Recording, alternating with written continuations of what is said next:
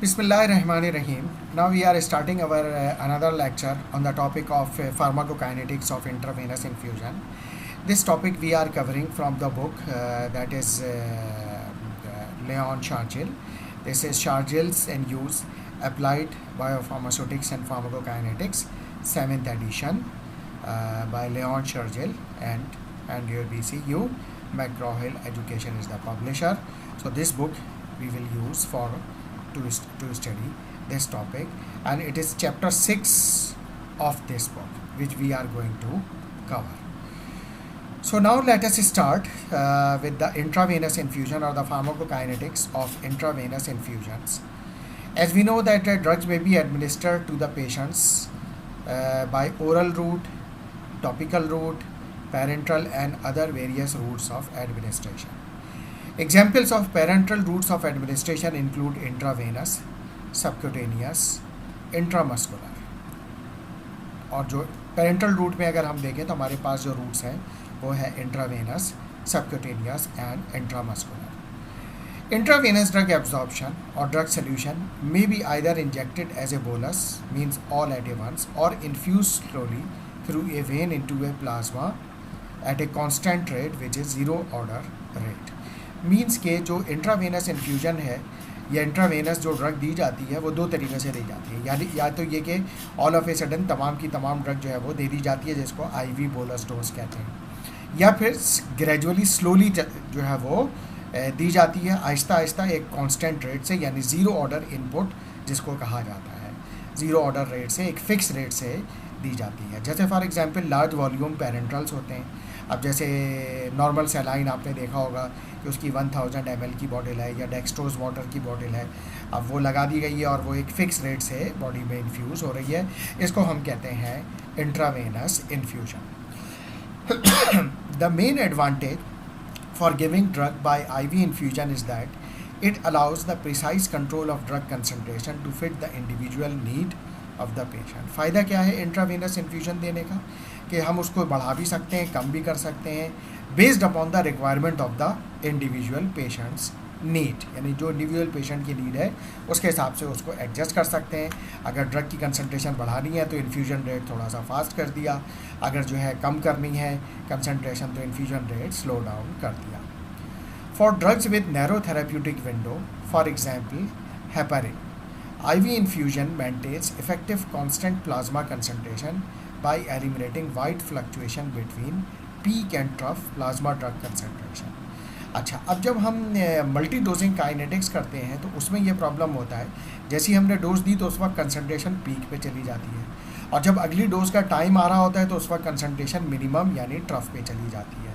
तो ये जो फ्लक्चुएशन होती है बिटवीन पीक एंड ट्रफ, ये प्रॉब्लम इसमें आईवी इन्फ्यूजन में ख़त्म हो जाती है. एक कांस्टेंट कंसंट्रेशन प्लाज्मा में मेंटेन रहती है जिसको हम कहते हैं स्टेडी स्टेट प्लाज्मा कंसंट्रेशन, या एक एवरेज कंसंट्रेशन मैनेज रहती है.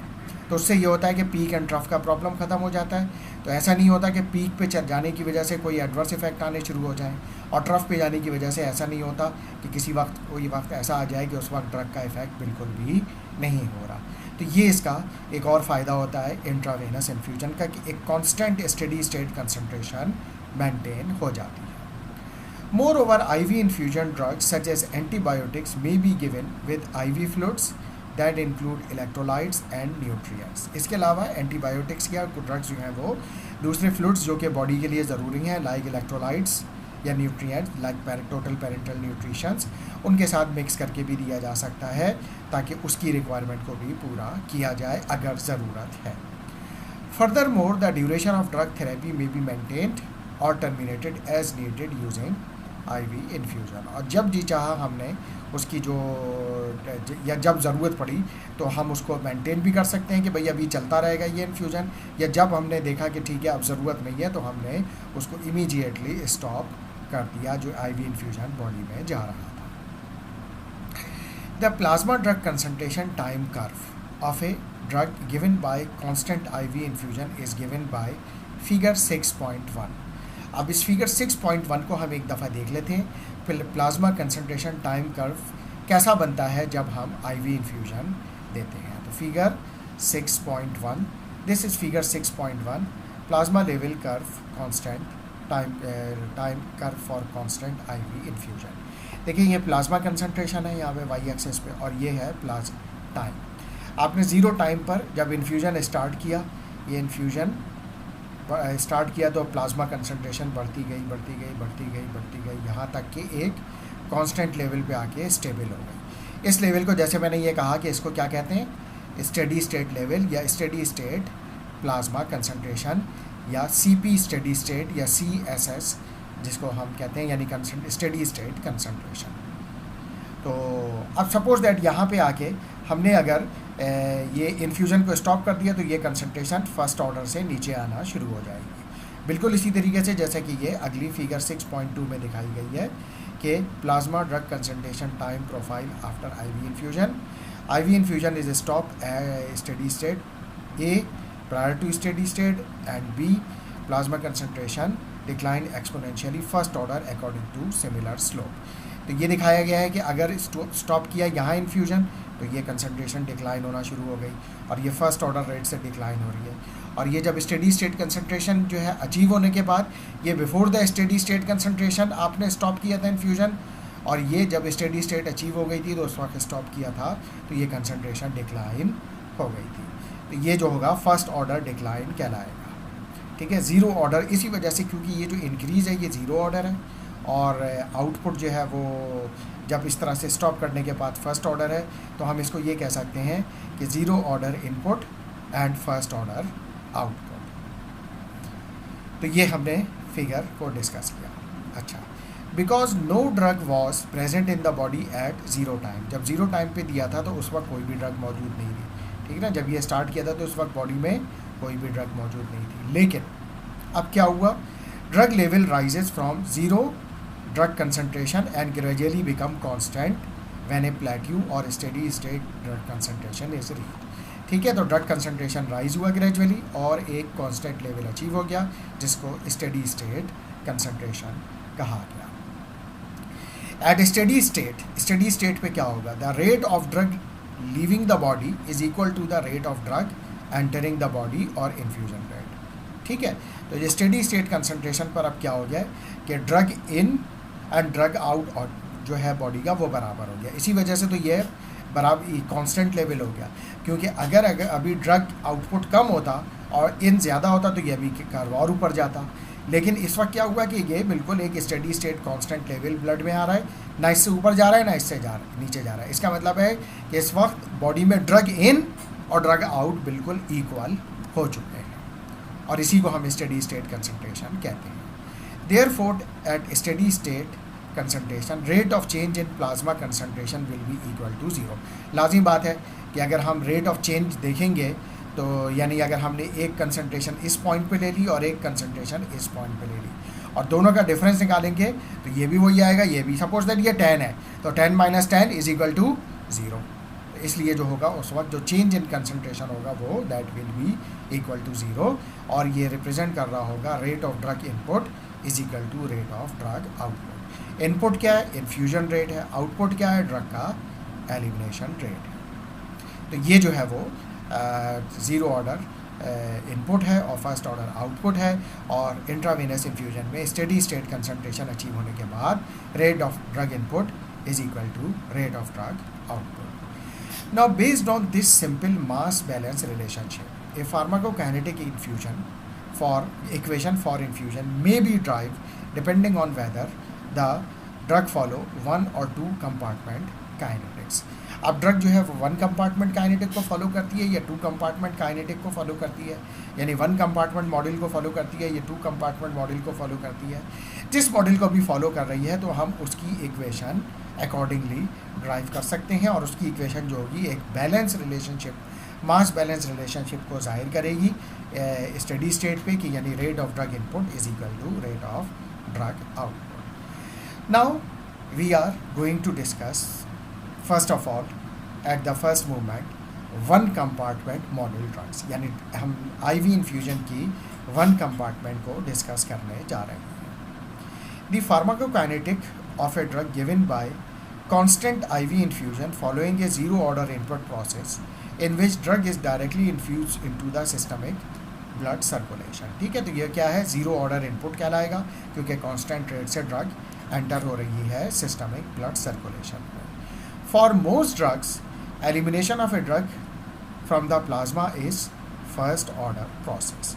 ज़्यादातर ड्रग का जो होता है 80% ड्रग का जो एलिमिनेशन होता है प्लाज्मा से वो फर्स्ट ऑर्डर एलिमिनेशन यानी फर्स्ट ऑर्डर रेट को फॉलो कर रहा होता है। तो इसी वजह से हम इसको ये कह रहे होते हैं कि ये ज़ीरो ऑर्डर जो आईवी इन्फ्यूजन है वो ज़ीरो ऑर्डर इनपुट है और फर्स्ट ऑर्डर आउटपुट है। Therefore, in this one compartment model, the infused drug follows the zero order input and first order output. ठीक है, तो जैसे मैंने अभी बताया कि इस वजह से इसका जो ऑर्डर कहलाएगा वो इनपुट का ऑर्डर कहलाएगा ज़ीरो ऑर्डर इनपुट और आउटपुट कहलाएगा first order output. The change in the amount of a drug in the body at time any time t dB by dt यानी drug in body per unit time during the infusion is the rate of input minus the rate of drug output. तो change in drug in body per unit time यानी D D B drug in body, drug body में कितनी है उसमें जो change आ रहा है particular यानी टाइम 1 टाइम 2 में जो चेंज आ रहा है, ठीक है, ये डी टी मतलब टाइम 1 टाइम 2, वो डिपेंड कर रहा होगा आर यानी infusion rate minus K D B यानी ड्रग एलिमिनेशन की बेस पे। ये आर जो है फर्स्ट ऑर्डर इनपुट है, ज़ीरो ऑर्डर इनपुट है और K D B first order output है। Where D B is the amount of a drug in the body, R is the infusion rate at the zero order जैसे मैंने बताया, and K is the elimination rate constant और the first order elimination rate constant. अच्छा, K D B का मतलब ये है कि elimination is dependent upon drug का अमाउंट इन द बॉडी, यानी ड्रग का अमाउंट जितना ज़्यादा होगा बॉडी में के यानी एलिमिनेशन रेट उतना ही ज़्यादा होगा क्योंकि मल्टीप्लाई होकर ये वैल्यू ज़्यादा हो जाएगी और के डी बी की वैल्यू जितनी कम होगी के की वैल्यू भी उतनी कम हो जाएगी। जैसे फॉर एग्जांपल डी बी की वैल्यू अगर ज़ीरो हो जाती है तो ज़ीरो इंटू के ज़ीरो यानी एलिमिनेशन रेट भी ज़ीरो हो जाएगा। इसीलिए डी बी की वैल्यू जितनी ज़्यादा होगी तो के की वैल्यू उससे मल्टीप्लाई होकर उतनी ज़्यादा हो जाएगी, जो कि ट्रूली रिप्रेजेंट करता है किसको, फर्स्ट ऑर्डर एलिमिनेशन को। अच्छा, इस इक्वेशन की इंटीग्रेशन अगर की जाए, integration of this equation will yield D B is equal to C P V D, यानी डी बी की जगह क्या रखा C P upon V D, और इसको इंटीग्रेट किया गया तो इसकी ये आई वी इन्फ्यूजन की इक्वेशन ड्राइव हो गई। सी पी यानी plasma concentration is equal to R upon V D K 1 minus exponent minus K T. इससे इस इक्वेशन से आप क्या मालूम कर सकते हैं, इस इक्वेशन से आप ये मालूम कर सकते हैं कि अगर आप चाहें तो किसी भी टाइम पर प्लाज्मा कंसंट्रेशन मालूम कर सकते हैं अगर आपको ये पता हो कि उस ड्रग का वॉल्यूम ऑफ डिस्ट्रीब्यूशन क्या है। ये बहुत आसानी से मिल जाता है, आमतौर पे ड्रग के लिटरेचर में उस ड्रग का वॉल्यूम ऑफ डिस्ट्रीब्यूशन रिपोर्टेड होता है। के जो है उसकी हाफ लाइफ से निकाला जा सकता है यानी एलिमिनेशन रेट कांस्टेंट, तो ये के भी मिल जाएगा और ये भी के भी मिल जाएगा। आर आपको पता होता है यानी इन्फ्यूजन रेट आपने क्या रखा है उस ड्रग का कि कितने मिलीग्राम पर आवर ड्रग जा रही है। तो जब सारे पैरामीटर आपको मालूम है तो आपने जैसे सपोज दैट आप 10 मिलीग्राम पर आवर से जो है वो ड्रग इंड्यूस कर रहे हैं, ड्रग का वॉल्यूम ऑफ डिस्ट्रीब्यूशन 10 है और उसका एलिमिनेशन रेट कांस्टेंट 0.1 है। तो अब इसका अगर आपने प्लाज्मा कंसंट्रेशन 10 आवर में निकालना है तो टाइम की जगह 10 रखेंगे और इसको सॉल्व कर लेंगे। आर की वैल्यू रखी we D K 1 minus exponent minus K T, और ये साइंटिफिक कैलकुलेटर में जो नेचुरल लॉग होता है उसका अपोजिट जो होता है वो यानी उसका जो जब आप जो है उसका जब साइंटिफिक कैलकुलेटर यूज़ करेंगे तो मैं 1 सेकंड में भी आपको समझा देता हूँ। ये देखेंगे आपके पास साइंटिफिक कैलकुलेटर है, आप क्या करेंगे इसको ऑन करेंगे, ठीक है। ऑन करने के बाद आपने ये वैल्यूज़ डालनी शुरू की, आर अपॉन वी डी के की value 1 minus exponent minus K T. तो इसको आपने सॉल्व करना होगा इस तरीके से। आपने क्या किया 1 ये वाला माइनस लगाएं या ये वाला माइनस लगाया 1 माइनस फिर शिफ्ट और ये एल एन का बटन दबाया तो ये ऊपर देखें एक्सपोनेंट की वैल्यू दी हुई है तो एक्सपोनेंट और फिर उसके बाद फिर माइनस की साइन, ठीक है, क्योंकि फार्मूले में ये माइनस है। फिर के की वैल्यू डाली, फिर टी यानी टाइम यानी जो भी टाइम आपने 10 आवर रखा है तो वो, और फिर इज इक्वल टू का बटन दबा देंगे तो ये आंसर आ जाएगा। इसी तरीके से इस साइंटिफिक कैलकुलेटर में भी है कि आपने ये शिफ्ट का बटन दबाया, नेचुरल लॉग दबाया तो ये आपके पास ये वैल्यू आ गई एक्सपोनेंट की। फिर आपने क्या किया, पहले आपने 1 माइनस शिफ्ट एक्सपोनेंट और फिर माइनस के की वैल्यू रखी और इनटू टी की वैल्यू रखी और इज इक्वल टू का बटन दबा दिया, तो आपने इस प्रॉब्लम को रिजॉल्व कर लिया। तो इस तरह से जो है ये आप इसको रिजॉल्व कर सकेंगे। नाउ दिस इक्वेशन, ये जो इक्वेशन 6.2 है, gives the plasma drug concentration at any time during the IV infusion where T is the time for infusion। ठीक है, तो ये इस इक्वेशन से आप किसी भी टाइम पर अगर आप सर्टेन इन्फ्यूजन से ड्रग को इन्फ्यूज़ कर रहे हैं और आपको उसका वॉल्यूम ऑफ डिस्ट्रीब्यूशन और एलिमिनेशन रेट कांस्टेंट मालूम है या आपने निकाल लिया लिटरेचर से, तो आप उस ड्रग को किसी भी टाइम पर उस ड्रग की प्लाज्मा कंसंट्रेशन मालूम कर सकते हैं।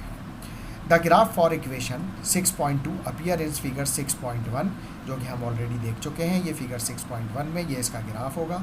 यानी आप इस इक्वेशन से ये भी मालूम कर सकते हैं कि सपोज दैट ये 1 आवर है, ये 2 आवर है, ये 3 आवर है, ये 4 आवर है, ये 5 है, ये 6 है, ये 7 है। तो अगर मुझे ये 2 आवर पे मालूम करना है प्लाज्मा कंसंट्रेशन ये कितनी है यहाँ पे, तो मैं यहाँ पर सिर्फ 2 रखूँगा, बाकी चीज़ें पुट करूँगा और ये मुझे मालूम हो जाएगा कि 2 आवर पे यानी प्लाज्मा कंसंट्रेशन कितनी होगी। एंड 6.2 ये वाली इक्वेशन है जिसमें हमने ये निकाला था कि अगर हम स्टेडी स्टेट से पहले बंद करेंगे, स्टॉप करेंगे इन्फ्यूजन और बाद में करेंगे तो क्या होगा। As the drug is infuse the value of a certain for certain time T increases in equation 6.2 and at infinite time where T is infinity, यानी टी यानी बहुत देर के बाद जब टी इन्फिनिटी पे आ जाएगा approaches to the zero, the equation 6.2 and 6.4 as thereby called steady state concentration.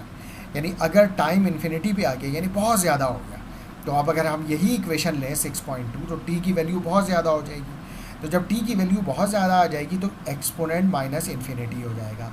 और जब हम साइंटिफिक कैलकुलेटर में एक्सपोनेंट माइनस इन्फिनिटी यानी बहुत ज़्यादा वैल्यू रखेंगे तो दिस विल बिकम ज़ीरो। जब ये ज़ीरो हो जाएगा तो फिर ये वैल्यू ख़त्म हो गई, यानी सिर्फ 1 रह गया यहाँ पे, 1 माइनस 0 इज इक्वल टू 1।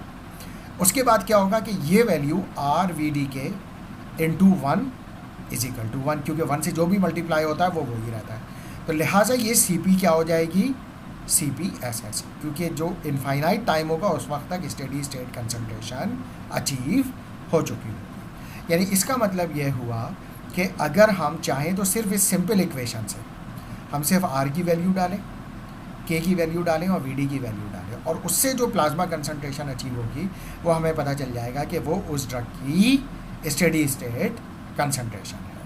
ठीक है, यानी इनफाइनाइट टाइम पे कंसंट्रेशन है जो कि स्टेडी स्टेट कंसंट्रेशन है। ये बात याद रखिएगा, एक्सपोनेंट की पावर जब इनफाइनाइट पे पहुंचेगी तो this will approach to zero, यानी ये अप्रॉक्सीमेटली ज़ीरो ही, यानी हो जाएगा ये 0.00000001 means almost zero.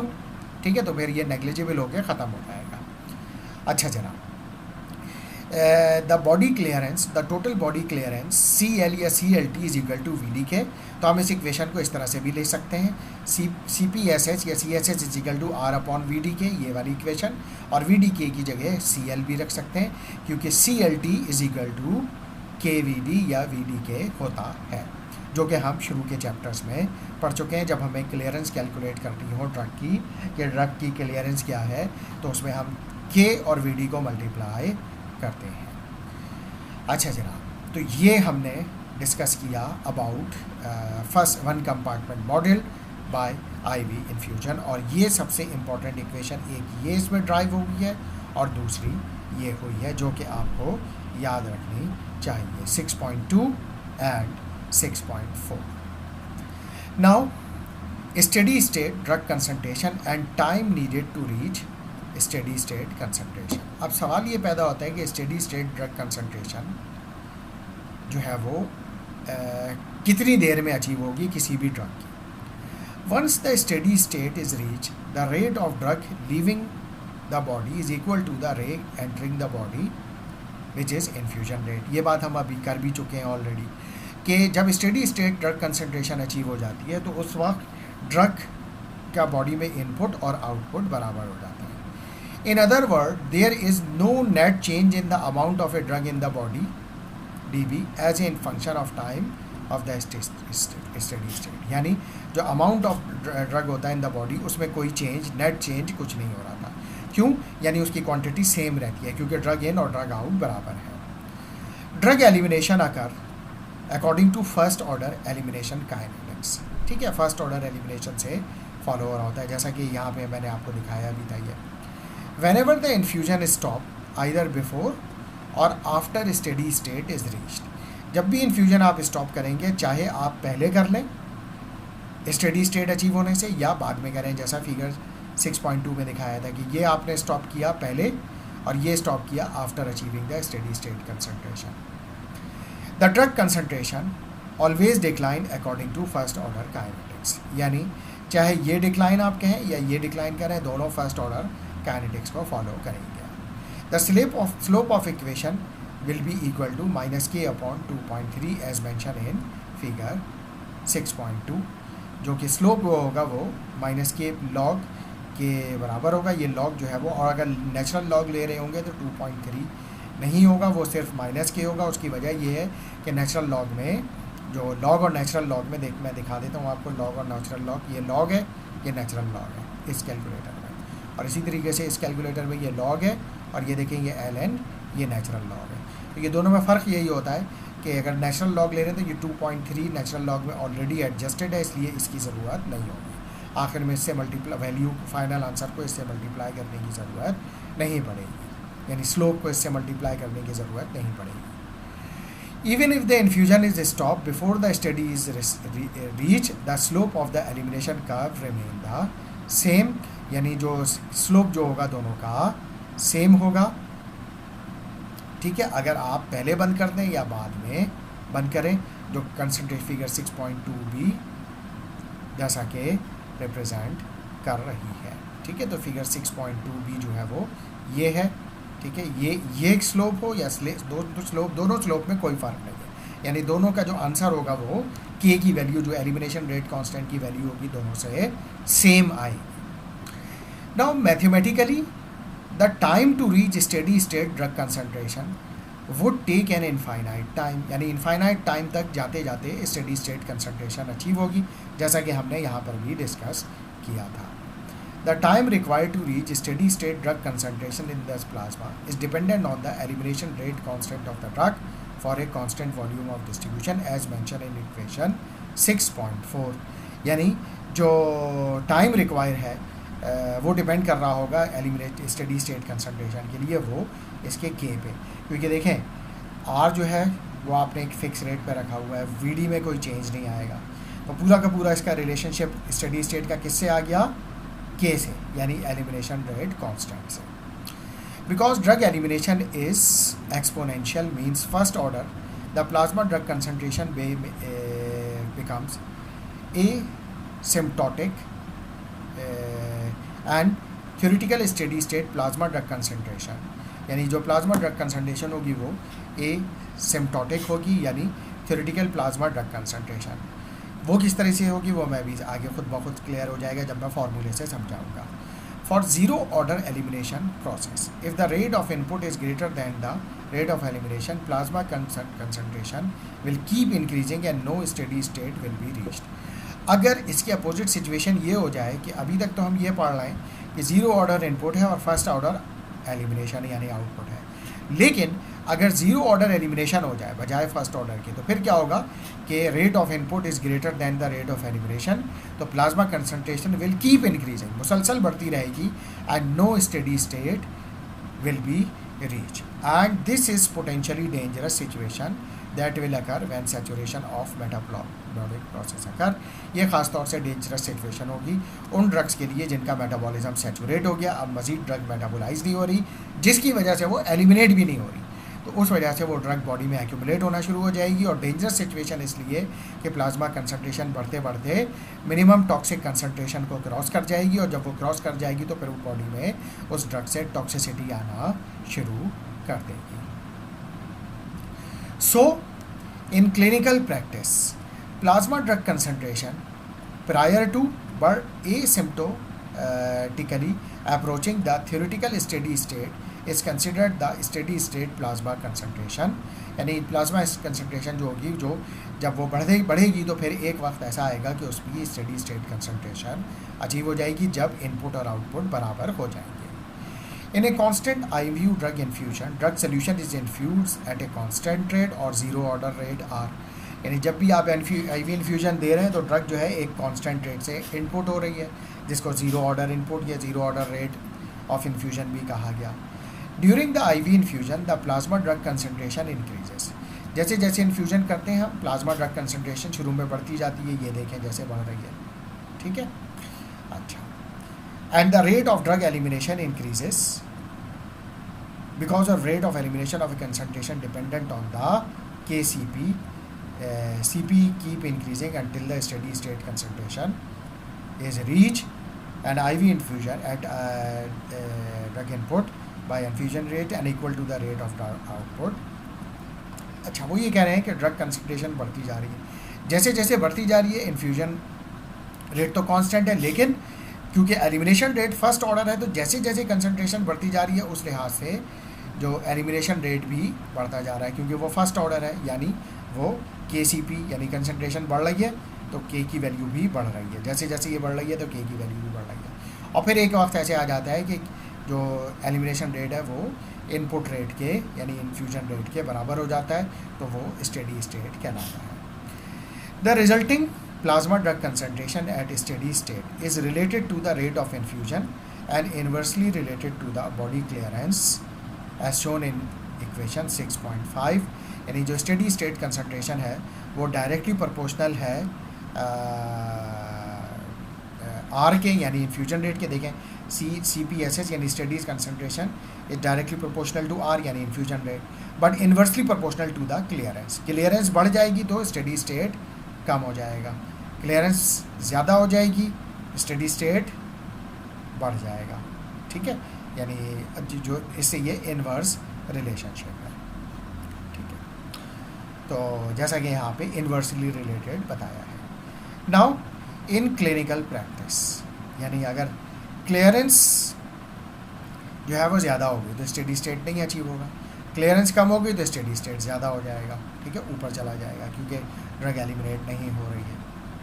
Now in clinical practice the activity will be observed when the drug concentration is close to the desired plasma drug concentration, which is usually targeted or desired steady state concentration.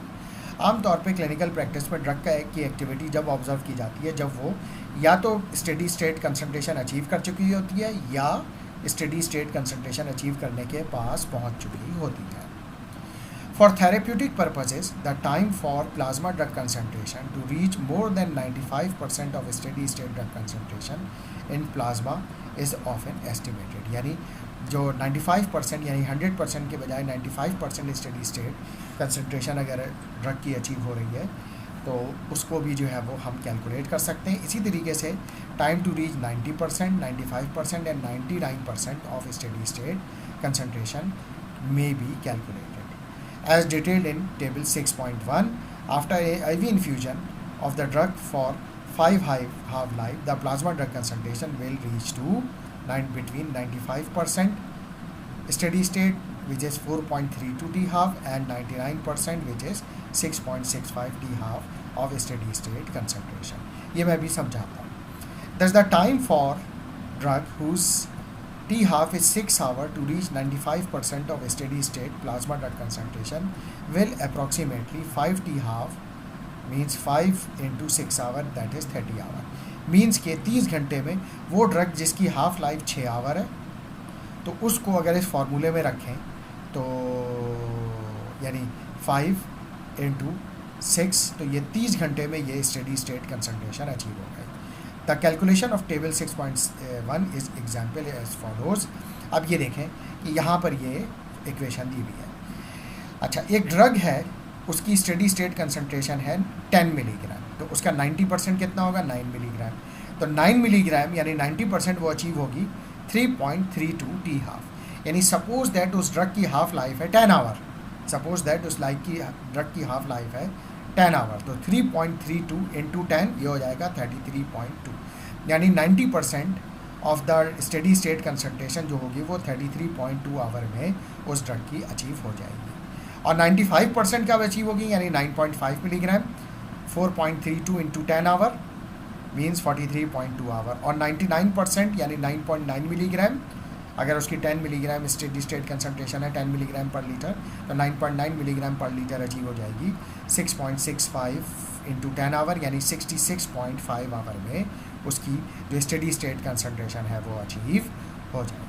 तो इस equation से हमें ये मालूम हो रहा है। तो हम जो है वो इस तरह से इस फार्मूले से, यानी हम ये जो कांस्टेंट वैल्यू है ये भी ड्राइव वैल्यू है, इसको जो है हम उसकी ड्रग की हाफ लाइफ से मल्टीप्लाई कर देंगे तो हमें पता चल जाएगा कि उस ड्रग की स्टेडी स्टेट कंसंट्रेशन कब अचीव होगी। क्योंकि अक्सर ये सवाल हमसे फिजिशियन पूछ रहा होता है कि मैं ये ड्रग स्टार्ट करा रहा हूँ आईवी इन्फ्यूजन से, ज़रा मुझे ये बता दीजिएगा कि इसकी जो स्टेडी स्टेट कंसंट्रेशन है या मेंटेन कंसंट्रेशन जो है वो या डिज़ायर कंसंट्रेशन जो है वो कब तक अचीव होगी, कितने घंटों में या कितने दिन में तो अचीव हो जाएगी। तो फिर आपके ने क्या करना है, सिंपली उस ड्रग की हाफ लाइफ निकालनी है लिटरेचर से, और अगर उसका 99% मालूम करना है तो 6.65 और उसकी हाफ लाइफ को मल्टीप्लाई कर दें तो आप उससे फिजिशियन को फ़ौरन कम्युनिकेट कर देंगे कि इतने घंटे के बाद, स्टार्ट करने के इतने घंटे के बाद इस ड्रग की स्टेडी स्टेट कंसंट्रेशन अचीव हो जाएगी। तो ये जो होगा मेथड हम यूज़ करेंगे इसकी स्टेडी स्टेट कंसंट्रेशन को एक्सप्लेन करने के लिए। तो आज का ये फर्स्ट लेक्चर हम यहीं तक रखते हैं, ठीक है। तो फिर इसके बाद हम स्टार्ट करेंगे with the next lecture very soon.